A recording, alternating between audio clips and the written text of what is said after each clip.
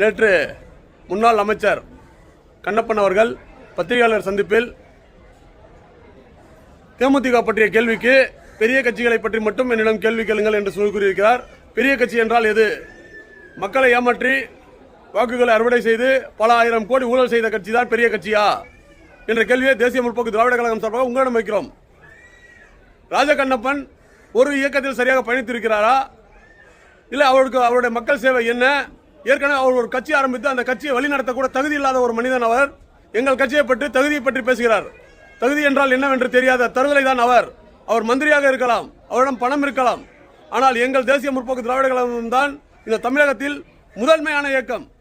இயன்றதை செய்வோம், இல்லாதவருக்கு என்ற ஒரு தமிழன் என்று சொல்லடா, தலை நிமிர்ந்து நில்லடா என்ற கொள்கையோடு மக்கள் வழியில் பயணிக்கும் தேசிய முற்போக்கு திராவிட கழகம் இந்திய அளவிலும் சரி உலக அளவிலும் சரி இது போன்ற ஒரு இயக்கத்தை யாரும் இதுவரை இல்லை.